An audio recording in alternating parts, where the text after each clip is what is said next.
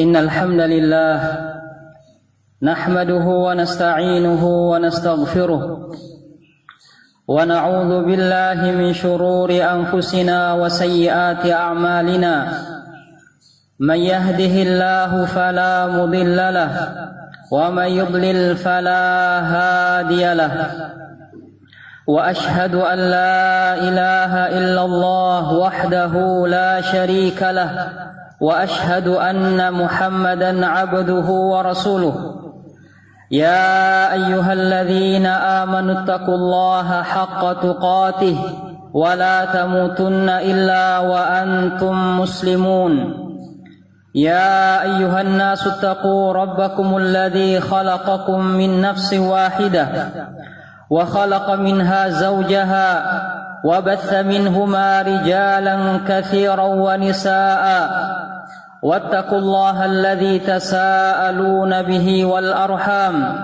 إن الله كان عليكم رقيبا يا أيها الذين آمنوا اتقوا الله وقولوا قولا سديدا يصلح لكم أعمالكم ويغفر لكم ذنوبكم ومن يطع الله ورسوله فقد فاز فوزا عظيما أما بعد فإن أصدق الحديث كتاب الله وخير الهدي هدي محمد صلى الله عليه وسلم وشر الأمور محدثاتها فإن كل محدثة بدعة وكل بدعة ضلالة أيها الناس jamaah Jumat yang semoga dirahmati dan dimuliakan oleh Allah Subhanahu wa taala.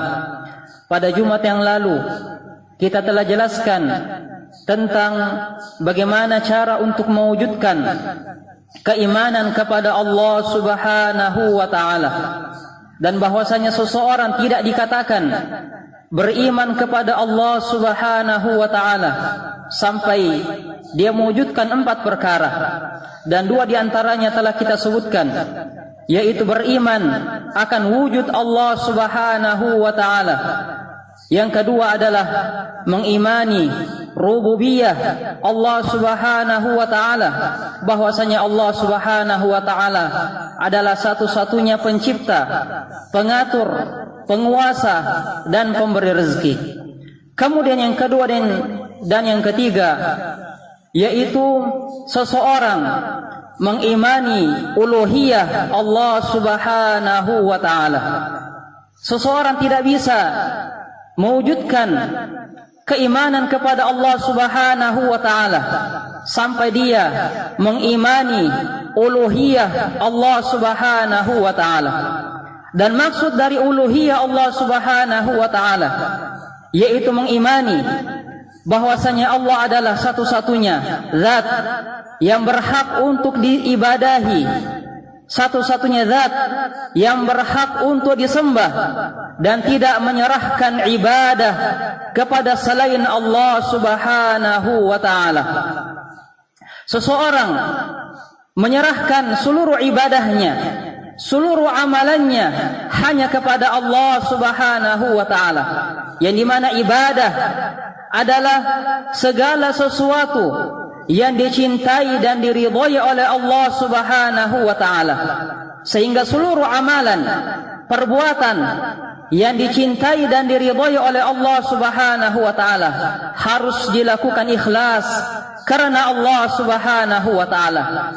Mulai dari ibadah salat, zakat, begitu pula ibadah makarimul akhlak, akhlak-akhlak yang baik, berbuat baik kepada tetangga, birrul walidain, menghilangkan gangguan dari jalan, begitu pula memerintahkan kepada perkara yang baik, melarang dari perkara yang mungkar. Semua ini adalah amalan yang dicintai dan diridhai oleh Allah Subhanahu wa taala, sehingga amalan-amalan tersebut dan amalan-amalan yang lainnya seseorang harus menyerahkannya hanya kepada Allah Subhanahu wa taala. Seseorang harus meyakini bahwasanya ibadah harus dan hanya diserahkan kepada Rabbul Alamin, kepada pencipta alam semesta ini, yaitu Allah Subhanahu wa taala. Oleh karena itu, seseorang yang hanya meyakini wujud Allah Subhanahu wa taala, demikian pula dia meyakini rububiyah Allah Subhanahu wa taala, yaitu dia meyakini bahwasanya Allah adalah pencipta, pengatur, penguasa dan pemberi rezeki. Namun tatkala dia tidak mengesahkan Allah Subhanahu wa taala, tidak beriman kepada Allah Subhanahu wa taala di dalam rububiyahnya, maka orang tersebut belum dianggap masuk ke dalam agama Islam. Sebagaimana orang-orang kufar Quraisy di masa Nabi sallallahu alaihi wasallam, tatkala mereka ditanya, siapakah pencipta alam semesta ini? Siapakah pemilik langit dan bumi? Niscaya mereka mengatakan semua itu adalah milik Allah Subhanahu wa taala. Namun tatkala mereka tidak menyerahkan dan tidak memurnikan ibadah hanya kepada Allah Subhanahu wa taala, maka mereka masih tetap diperangi. Mereka belum masuk ke dalam agama Islam. Oleh karena itu, tauhid yang ketiga ini, ikhwan fiddin, keimanan yang ketiga ini, yaitu mengimani uluhiyah Allah Subhanahu wa taala. Ini adalah makna dan inti dari kalimat la ilaha illallah, la ma'budu haqqun illallah. Tidak ada sesembahan yang benar, tidak ada sesembahan yang hak kecuali hanya Allah Subhanahu wa taala.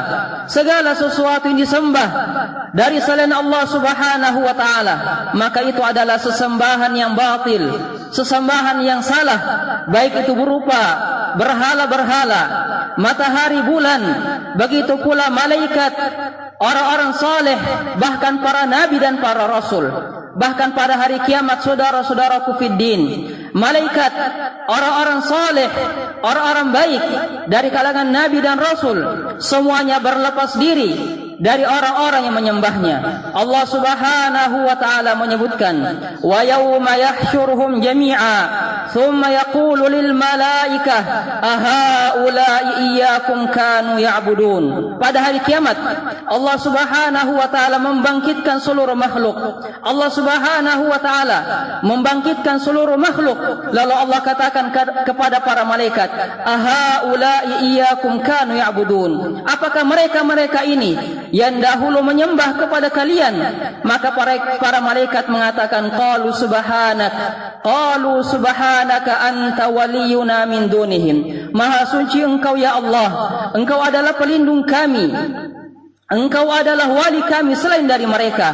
Bal kanu ya'budunal jin, bal kanu ya'budunal jin. Kata Allah Subhanahu wa taala, bahkan sebenarnya mereka hanyalah menyembah syaitan. Mereka hanyalah menyembah syaitan. Sehingga ikhwani fiddin, tauhid al-uluhiyah, yaitu seseorang menyerahkan ibadah hanya kepada Allah Subhanahu wa taala dan tidak menduakan Allah Subhanahu wa taala dengan sesuatu apapun. Seseorang tidak berdoa kepada selain Allah, tidak meminta pertolongan kepada selain Allah, tidak beristighatsah kepada selain Allah, tidak menyembelih kepada selain Allah. Namun semua itu dia lakukan hanya karena Allah Subhanahu wa ta'ala. Qul inna salati wa nusuki wa mahyaya wa mamati lillahi rabbil alamin. Katakanlah wahai Rasulullah, inna salati wa nusuki, bahwa salatku, begitu pula sembelihanku, hidup dan matiku, semua adalah milik dan untuk Allah Subhanahu wa ta'ala. La syarikalah wa bidzalika umirtu wa ana awwalul muslimin. Dan tidak ada sekutu bagi Allah Subhanahu wa ta'ala, tidak ada sekutu bagi Allah Subhanahu wa ta'ala, baik di dalam rububiyahnya, begitu pula di dalam uluhiyahnya. Wa bidzalika umirtu wa ana awwalul muslimin. Dan demikian itulah yang diperintahkan kepadaku, dan aku termasuk orang yang berserah diri kepada Allah Subhanahu wa ta'ala. Sehingga seseorang harus berhati-hati dan waspada dari kesyirikan, baik syirik besar maupun syirik kecil, dikarenakan keduanya adalah dosa yang dapat membinasakan hamba di dunia dan di akhirat. Allah Subhanahu wa ta'ala mengatakan, innallaha la yaghfiru an yushraka bih wa yaghfiru ma duna dzalika liman yasha. Sungguh Allah Subhanahu Subhanahu wa taala tidak mengampuni dosa kesyirikan, dan Allah Subhanahu wa taala mengampuni dosa-dosa selain dan di bawah dosa kesyirikan bagi siapa saja dari hamba-hamba yang Allah Subhanahu wa taala kehendaki. Oleh karena itu ikhwani fiddin, hendaklah seseorang bersemangat di dalam mempelajari agama ini agar dia bisa mewujudkan keimanan kepada Allah Subhanahu wa taala, agar dia bisa mewujudkan keimanan kepada Allah Subhanahu wa taala, terutama di dalam perkara uluhiyah Allah Subhanahu wa taala.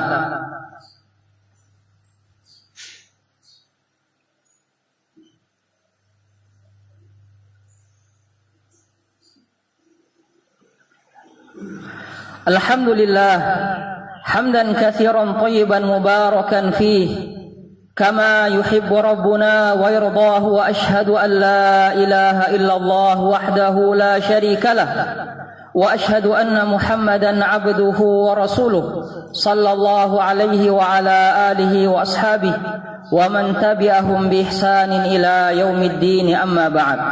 Kemudian bagian yang keempat, yaitu seseorang mengimani nama-nama dan sifat-sifat Allah Subhanahu wa taala.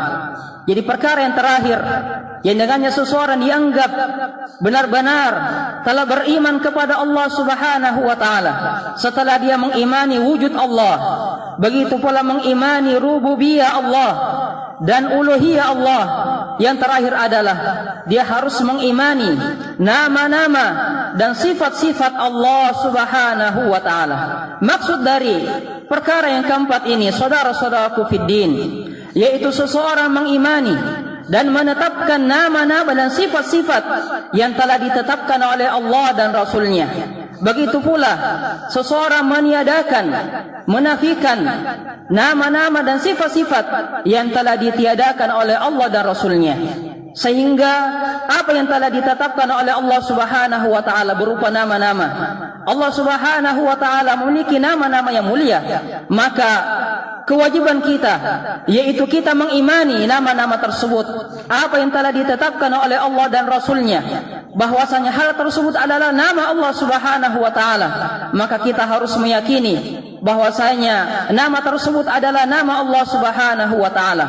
Dan ketahuilah bahwasanya nama-nama Allah Subhanahu wa taala adalah nama-nama yang sempurna, nama yang tidak ada padanya kekurangan sedikit pun. Begitu pula seluruh nama Allah Subhanahu wa taala adalah nama sekaligus ada padanya kandungan sifat. Berbeda dengan manusia, terkadang seseorang memiliki nama Mahmud, sesuatu yang terpuji. Mahmud yaitu orang yang terpuji, namun sifat dari orang tersebut adalah sifat yang sangat tercela. Berbeda dengan Allah Subhanahu wa taala, setiap nama dari nama-nama Allah Subhanahu wa taala maka pasti ada padanya kandungan sifat Allah Subhanahu wa taala. Seperti nama Al-Alim, zat yang maha mengetahui segala sesuatu, berarti ada padanya sifat ilmu. Allah Subhanahu wa taala di antara namanya adalah nama Al-Alim, maka pasti ada padanya sifat al-ilmu. Allah Subhanahu wa taala memiliki ilmu yang sangat luas. Allah Subhanahu wa taala menjelaskan, walillahil asmaul husna fad'uhu biha. Allah Subhanahu wa taala memiliki nama-nama yang husna. Kata para ulama, makna dari husna adalah yaitu yang telah mencapai puncaknya keindahan dan kebagusan. Nama-nama Allah Subhanahu wa taala adalah nama-nama yang husna. Begitu pula saudara-saudaraku fiddin, kita menetapkan sifat-sifat bagi Allah Subhanahu wa taala. Segala sifat yang telah ditetapkan oleh Allah, begitu pula ditetapkan oleh Rasul-Nya, maka wajib bagi kita untuk menetapkan sifat tersebut tanpa seseorang melakukan tasybih dan tamtsil, tanpa seseorang menyerupakan dan mempersamakan sifat Allah Subhanahu wa taala dengan sifat makhluknya. Sebagai contoh, Allah Subhanahu wa taala memiliki sifat rahmat, Allah Subhanahu wa taala memiliki sifat mahabbah, rasa cinta, Allah Subhanahu wa taala memiliki sifat al-ghadab, kemarahan, Allah Subhanahu wa taala memiliki sifat-sifat yang lain. Maka kita harus yakini bahwasanya sifat tersebut, saudara-saudaraku fiddin, tidak serupa dan tidak semisal dengan sifat-sifat makhluk. Adapun sifat marah yang dimiliki oleh makhluk, sifat rahmat yang dimiliki oleh makhluk, semua itu adalah sifat yang ada padanya kekurangan. Adapun Allah Subhanahu wa taala, sifatnya adalah sifat yang agung, sifat yang sempurna. Allah Subhanahu wa taala mengatakan, "Walam yakul lahu kufuwan ahad." Tidak ada seorang pun yang semisal, yang setara dengan Allah Subhanahu wa taala. Begitu pula Allah Subhanahu wa taala mengatakan, "Laisa kamitslihi syai' wa huwas samiul basir." Tidak ada yang serupa, tidak ada yang semisal dengan Allah Subhanahu wa taala. Dan Allah Subhanahu wa taala adalah As-Sami' dan Al-Basir. Kemudian yang kedua, saudara-saudaraku fillah, di dalam menetapkan dan mengimani nama-nama dan sifat Allah Subhanahu wa taala, maka seseorang tidak boleh takyif, seseorang tidak boleh membagaimanakan, seseorang tidak boleh mengkhayalkan bagaimanakah sifat tersebut. Sebagai contoh, Allah Subhanahu wa taala dan Rasulnya sendiri telah menetapkan bahwasanya Allah Subhanahu wa taala memiliki sifat tangan. Namun sifat tersebut, saudara-saudaraku fiddin, tidak boleh bagi seseorang untuk menghayalkan, tidak boleh bagi seseorang untuk mempertanyakan bagaimanakah bentuk, bagaimanakah tangan Allah Subhanahu wa taala. Dikarenakan Allah Subhanahu wa taala adalah zat yang maha besar, zat yang maha agung, yang dimana akal kita tidak mampu untuk mencapai hal tersebut. Demikian pula kita tidak dibebankan dan diperintahkan untuk menanyakan, begitu pula untuk menghayalkan bagaimanakah sifat-sifat Allah Subhanahu wa taala. Jangankan Allah Subhanahu wa taala, ada sebagian di antara makhluk-makhluk Allah Subhanahu wa taala yang kita tidak bisa menghayalkan saking indahnya, saking besarnya. Allah Subhanahu wa taala mengatakan di dalam haditsul qudsi, "A'adatu li'ibadiyas salihin ma la 'ainun ra'at wala udhunun sami'at wala khatara ala qalbi bashar." Kata Allah Subhanahu wa taala, "Aku persiapkan untuk hambaku di surga sesuatu yang tidak pernah terlihat oleh mata, tidak pernah didengar oleh telinga, dan tidak pernah terbetik di hati-hati manusia." Kalau makhluk saja, kalau makhluk Allah Subhanahu wa taala, seseorang tidak bisa menghayalkannya, tidak bisa membayangkannya, maka bagaimana lagi dengan pencipta makhluk tersebut, yaitu Allah Subhanahu wa taala. Dan yang terakhir, saudara-saudaraku fillah, yaitu seseorang tidak boleh menolak, seseorang tidak boleh mengingkari nama-nama dan sifat-sifat Allah Subhanahu wa taala. Segala sesuatu yang telah ditetapkan oleh Allah dan Rasulnya, wajib bagi kita untuk mengimaninya, wajib bagi kita untuk menerimanya. Semoga Allah Subhanahu wa taala menjadikan kita orang-orang yang beriman kepadanya dengan seseorang mewujudkan keempat perkara tersebut. As'alullah azza wa jalla an yumitana 'alal islami was sunnah walhamdulillahi rabbil alamin.